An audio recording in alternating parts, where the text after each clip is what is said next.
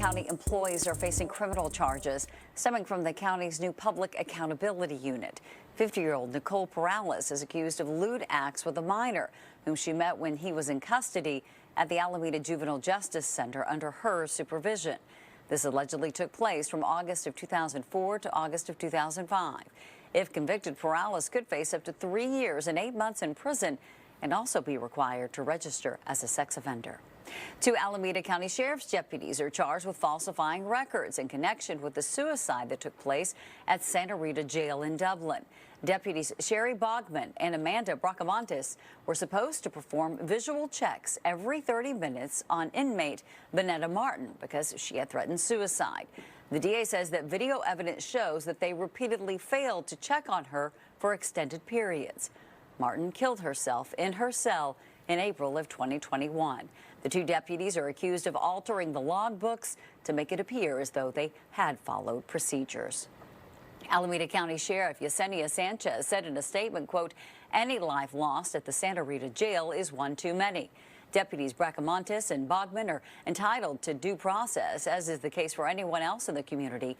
The Alameda County Sheriff's Office has cooperated with District Attorney Price's office in this investigation and will continue to do so going forward. Exclusive at 6 now. Law enforcement dealing with what they're calling a juvenile detention crisis. The Beaver County District Attorney says the closure of a detention center has had a ripple effect. Right now, one detention center is serving 17 counties. Channel 11's Jillian Hartman exclusively learned about a plan that could be a game changer.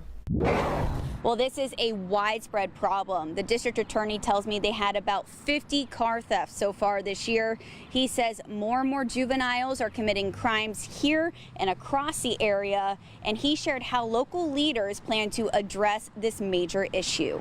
In Beaver County, the district attorney tells me they've seen a dramatic increase in serious juvenile crimes since the pandemic. That includes car thefts, gun violations, aggravated assault, and armed robberies. Because juveniles were at home, they were unsupervised, they lost support structures, there are often economic and family issues coming out of COVID. Since the Schumann Center in Allegheny County closed down in 2021, Lozier says there's only one juvenile detention center that's available to all 17 counties in western PA. It's in Mercer County with just 11 beds.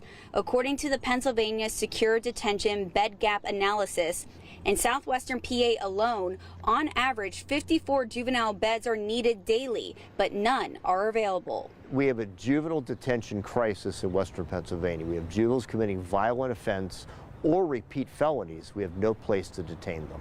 Lozier said a federal law changed in January where a juvenile can no longer be detained in an adult jail unless they are charged as an adult. So once a juvenile is taken into custody, he says the county has 6 hours to find a place for them.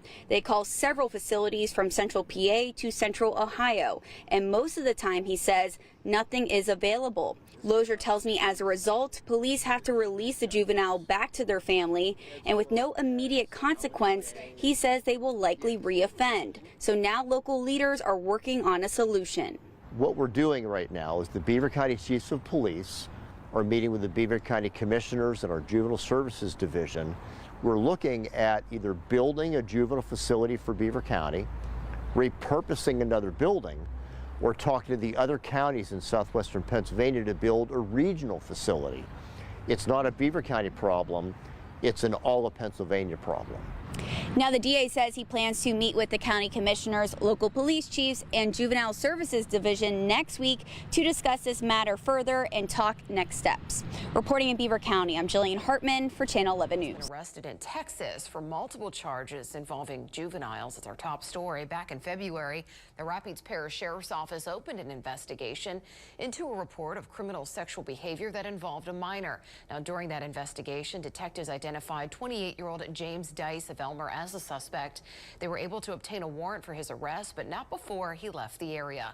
Police entered Dice's warrants into the national database, where on May 17th, he was found in Dumas, Texas. 2 days later, he was extradited back to Rapides Parish, where he's been charged with a count each of sexual battery, indecent behavior with a juvenile, and contributing to the delinquency of a juvenile. He's being held in the Rapides Parish Jail on a $225,000 bond. Staff's union, it indicates violence is a problem between inmates and between inmates and staff. Here's 7 News reporter Sean Brinda. Union officials say what's happening behind these walls is inmates becoming more violent at the Governor Correctional Facility. In a recent news release, union officials say over a span of a week, 3 weapons were seized and 3 inmates were slashed with makeshift weapons during inmate-on-inmate fights. It's not just inmate-on-inmate, though. The union says the latest incidents come after corrections officers were hurt at Governor, too. May 4th, 3 officers were injured, one being diagnosed with a concussion from inmate assaults. And that's the trend we're seeing because of the HALT bill. The HALT Act limits the time an inmate can spend in segregated confinement and also allows for some inmates to go into residential rehabilitation units, or RRUs, where union officials say they have access to technology to communicate with family and other perks not given to the general prison population. The problem with the HALT bill is they glamorize the RRUs to where they rather be in the RRU than general population. So we do see an uptick of inmates purposely misbehaving to get back into the RRU.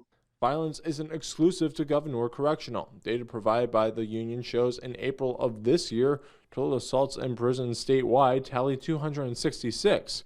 Compare that to April of 2021, where 158 attacks happened. It's so volatile right now that people do not want to keep working in this department because of the track that the department's on.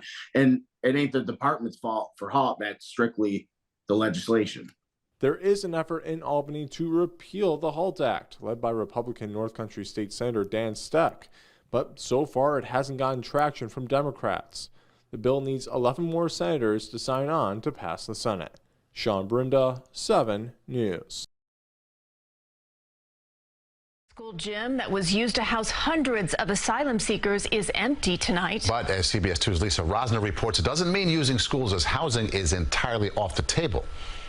The gym of PS 188 on Coney Island is back to being just that, a gym for school activities. Sunday, the city turned it into a temporary shelter for asylum seekers. Councilman Ari Kagan says the Office of Emergency Management Commissioner told him Wednesday they were being relocated. I asked, does it mean that this school gym will be used by the next group of migrants? He said we're planning to shut it down completely, but in the future, as we always say, all options are on the table. The mayor's office denies the move was prompted by parent protests. A spokesperson said in part, our plan has always been to have emergency respite sites only serve migrants for a very short period of time. Brooklyn Councilman Justin Brannon believes this is a good sign for the schools preparing to house asylum seekers. I was glad that the mayor had worked to find an alternate site. That site is a former Touro College building on 31st Street near 8th Avenue in Manhattan. Wednesday night, a line of men waited to get in. In Spanish, this man said he arrived yesterday and is grateful for the opportunity to be in the U.S. Traversing here was really heavy for us Venezuelans. One thing we don't have there is where to shower, but we do have food, a dignified place to sleep, thanks to God. With 600 to 700 asylum seekers arriving to the city every day, the mayor is looking at more than 400 locations for shelter, including Rikers Island, tiny houses, and even refurbished shipping containers. We're looking at every single county. In Suffolk County, some facilities in Riverhead have agreed to house migrants, but leaders there have declared a state of emergency to prevent that from happening. In Midtown.